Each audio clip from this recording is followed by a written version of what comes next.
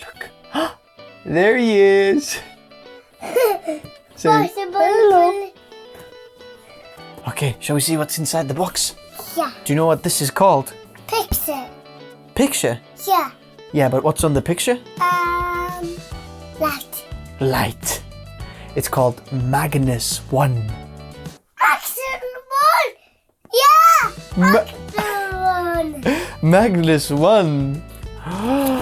Let me help you get it out.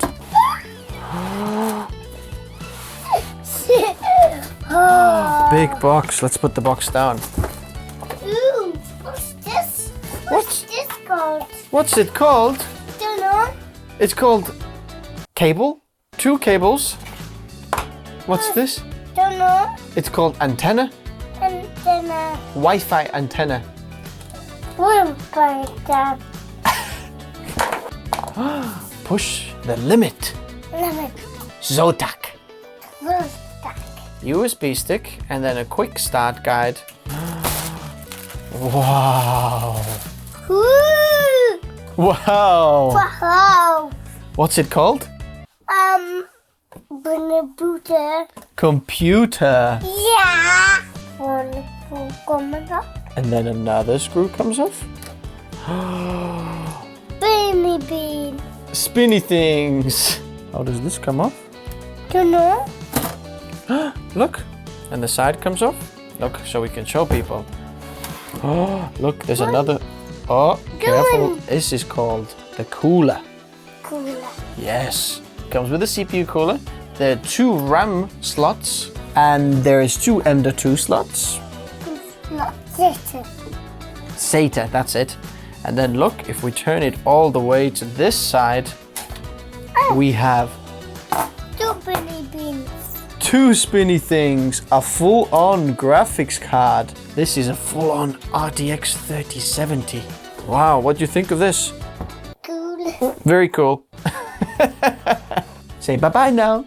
Bye-bye now. Bye-bye. Thanks for helping me. So, let's talk about this guy. So this is called the Zotac Magnus One. I didn't know about this PC, and maybe you don't know either, but someone commented on one of the videos and said, like, why don't you check out the Zotac Magnus One? And I looked online and I was like, what? This small PC? And it packs a full-on RTX 3070 on the side over here. And I thought, wow. This is amazing. I'll have to reach out to them, see if we can actually make a review of this. It has like a motherboard on this side. We have 2 RAM slots. They are SODIMM slots, so basically laptop memory. Like I mentioned before, there's 2 PCIe slots over here. I don't think they are PCIe 4.0 capable because it's an Intel 10th generation chip inside there. It looks like the chip can be actually removed because it's just a normal like socket down there, which is interesting, but I don't know like what chipset is this. Is it B560? We have 1 SATA port over here as well. Down here on the bottom of this, it looks like this whole thing, like this PC is on a X16 PCIe slot, because on the bottom over there, and then this whole like other PCB on the bottom over here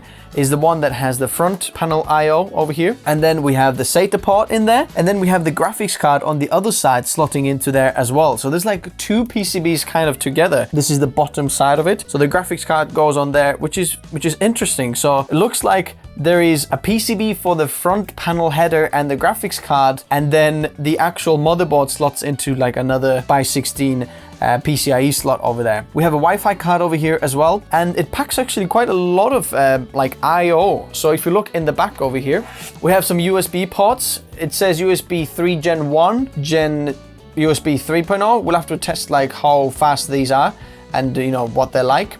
We have obviously the graphics card ports on this side, 1 gigabit and 2.5 gigabit LAN, which is very interesting. Kensington lock over here as well. The Wi-Fi antennas, obviously, which we saw on the previous box. We have a very, very small fan for the power supply on the bottom over there. And I think this power supply is 500 watt rated power. And I know that this is about 200 or 220 watts. So there's 300 watts of the rest of the things that can be pulled. So I'm quite interested to see if we can change the CPU inside there. So then here we have the Zotac RTX3070. It's interesting, this power supply actually provides like 8 plus 8 pins for the PCIe power for the graphics card. I think 3070 is the most powerful card that you can put in there. I wouldn't go with any more because it's going to start to use so much more power and the power supply can't provide enough power for that. And then if we look in the front over here, we have USB 3.0 front panel port. We have USB-C here as well. I'm not sure what the rating is and what bandwidth. We have an SD card reader over here, which is awesome, especially us as creators, you know, plug your SD card straight in there. And it's so small. You could easily put this in your backpack or in your suitcase or anywhere. It's absolutely amazing. It's the smallest PC I have ever tested. Obviously, you've got your headphone jack and the mic jack in the front as well, 2 in 1. And that's pretty much it. So you might be wondering, why wasn't there any RAM like in there, and why wasn't there any storage in there either? It's because you can buy this as different versions. I have the Barebones version, and by the way, there is a version also with 3060 graphics card, so if you want to have like a maybe a bit lower graphics card, then you can have that one as well. But this Barebones version, basically what it means is you can put your own storage, you can own RAM in there, and you don't have to pay like premium to, you know, sometimes manufacturers, what they do is, you know, they charge you premium for a very like cheap RAM. What you can do now is literally get any RAM you want, you can put it in there. Dual channel, 2 sticks over there, but up to 64 gigabytes rated. This inside over there is also the i7-10700. We're gonna take a little break now because I'm gonna have to get some RAM for this and an SSD for this, and then we're gonna turn it on and then see, you know, if we can make some benchmarks and see how good it is and how it works. Finally, we have some RAM and some SSDs. So first of all, let's install our RAM. And for our RAM, we're using this Team Group. You've seen I love Team Group RAM. This is T-Force Zeus. Yes, it's Team Group Zeus RAM. This is a 32 gigabyte kit. You can get also 64 gigabyte kit. I'm gonna leave this in the description as well, but I think this is one of the best ones. So we're gonna open these slots over here and let's see, which way does it go? Yep, that way.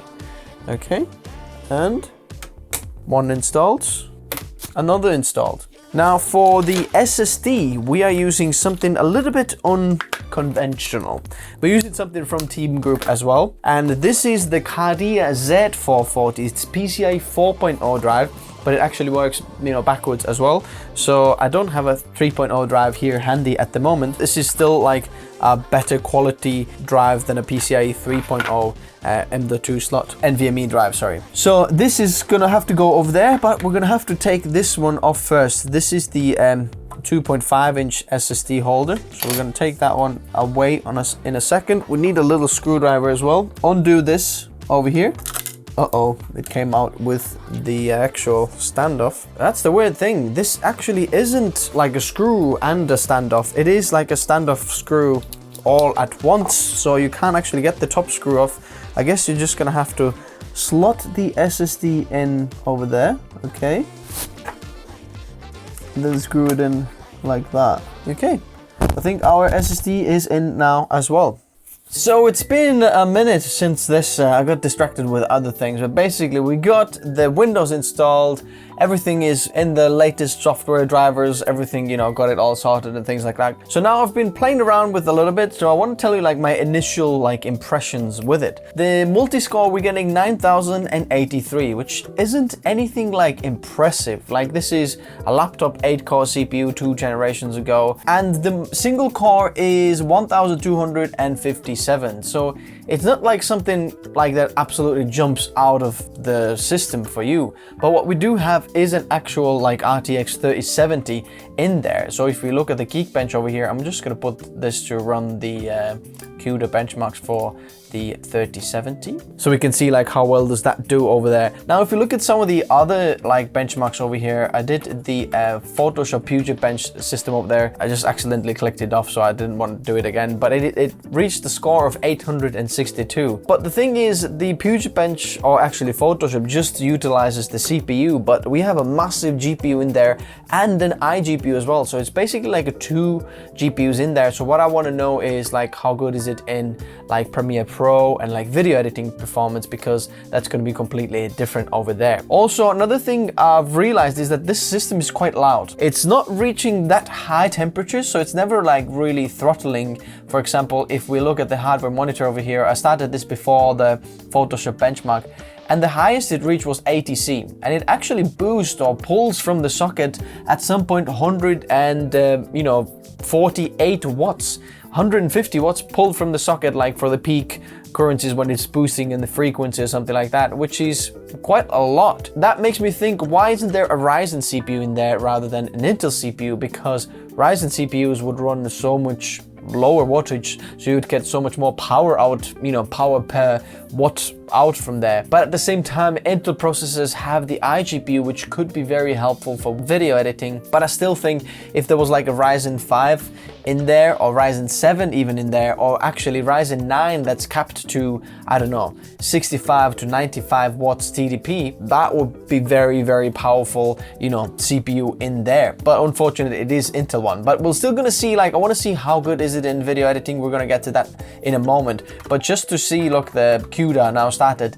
144,000 score for the RTX3070. That's ridiculous to have that inside a small PC over there. Installing the Windows was very, very simple. So if you've got a USB install media stick for the Windows, just plug it in the front or in the back, start the PC up. It's going to realize it's the load Windows time, put the Windows on your disk over there, and then no problem. Another thing I did realize though at first is that this system doesn't actually have XMP profiles. So basically your laptop's only going to run at 2667 megahertz, and it's not going to go above that. Our RAM over there can actually go to 3200 megahertz CL16, but at the moment it's just stuck at 266. So we're capping a RAM a little bit because the motherboard can't support that. Then another thing I've realized, which I'll have to double check, is all the USB port speeds, because that's not mentioned anywhere. But when I was transferring files from the front USB-C port, it looked like it's to USB 2.0, even though it's USB-C port, which is very, very slow. So I only managed to pull about 45 megabytes per second, which is very, very slow. I don't know how fast the SD card is yet. We're gonna find that out, but pretty cool to have that in the front in a small form factor over there as well. But I did realize that sometimes the PSU makes a weird noise.